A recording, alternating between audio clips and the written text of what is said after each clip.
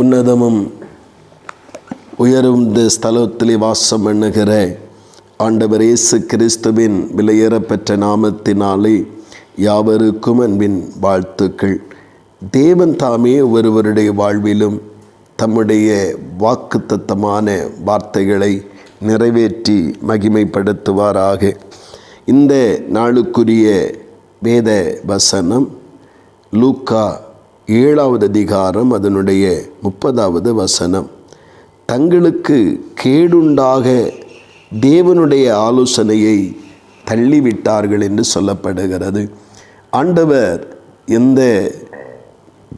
எந்த சூழ்நிலைகளிலும் எந்த நிலைகளிலும் இருக்கிற மனிதர்களுக்கு இரக்கம் உண்டாகும்படி, நன்மை உண்டாகும்படி, வாழ்வு உண்டாகும்படிக்கு ஆண்டவராகிய தேவனுடைய வார்த்தைகள் மூலமாய் அவர்களோடு கூட பேச ஆரம்பிக்கிறார்.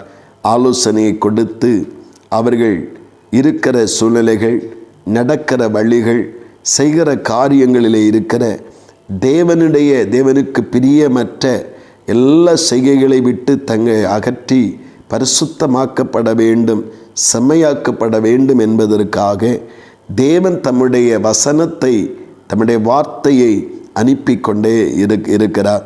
சீசர்கள், பரிசேயர்கள், சதுசேயர்கள் என ஒரு பெரும் திரள் கூட்டம் நிற்கும்போது எல்லோருக்கும் ஒன்று போல ஆண்டவராகிய தேவன் பிரசங்கம் பண்ண ஆரம்பிக்கிறார். அந்த வேத வசனத்தை கேட்டுக்கொண்டவர்கள் ஆபத்துகளுக்கும் தீங்குகளுக்கும் தப்பி தேவ நன்மைகளினால் திருப்பப்பட்டு கொண்டு வருவதை நாம் காண முடிகிறது. ஆனால் பரிசேயர்களும் சதுசேயர்களும் நியாயசாஸ்திரிகள் எல்லாம் தேவனுடைய ஆலோசனையை அலட்சியம் பண்ணி அதை தள்ளிவிட்டபடினால் அது அவர்களுக்கு கேடுவாக, அது அவர்களுக்கு பாதிப்பாக மாறிவிடுகிறதையும் பரிசுத்த வேதம் நமக்கு தெளிவாய் சொல்லுகிறது. பிரியமானவர்களே, இன்றும் நம்முடைய வாழ்வை தேவனுக்குரிய சீரான பரிசுத்தமான வாழ்வாக மாற்றிக்கொள்ளுவதற்கு ஆண்டவர் எல்லாருக்கும் ஒரே போல தன்னுடைய வசனத்தை, வார்த்தையை அங்கே கொடுத்து கொண்டே இருக்கிறார்.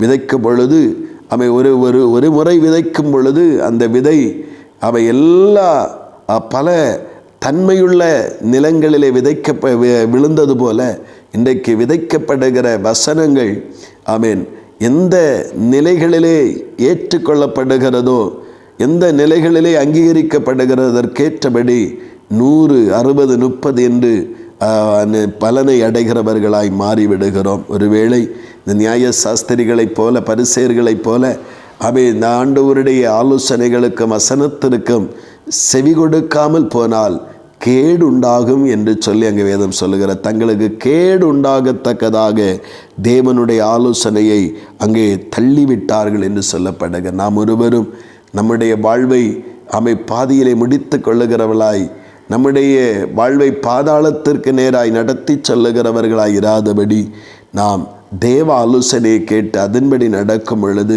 நமக்கு பாதுகாப்பு மாத்திரம் அல்ல, பரிசுத்தமும் நீதியும் உண்டாகிறது, பரலோக ராஜ்யத்தின் பாக்கியம் உண்டாகிறது, தேவ நன்மைகளின் இரக்கங்களும் நமக்கு உண்டாக ஆரம்பிக்கிறது.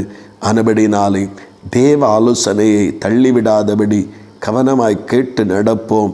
கர்த்தர் நம்மிலே அதிசயமானவைகளை செய்வாராக. ஆமேன், ஆமேன். செபிப்போம். பரலோகத்தின் நல்ல ஆண்டவரே, பரிசுத்தமான காலை நேரத்திற்காக ஸ்தோத்திரம் அப்பா. இந்த நேரத்தில் உம்முடைய சமூகத்திலே நாங்கள் தியானித்த வார்த்தைகளுக்காக ஸ்தோத்திரம்.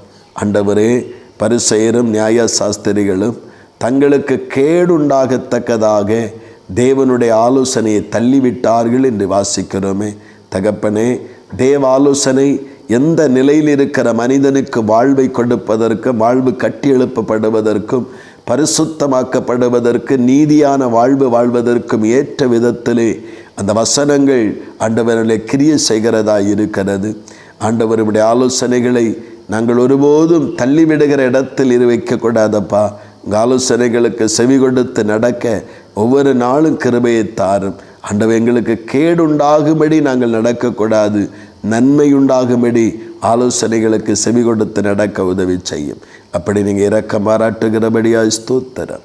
இயேசு கிறிஸ்துவின் மூலம் செபிக்கிறோம் ஜீவனுள்ள நல்ல பிதாவே, ஆமேன், ஆமேன்.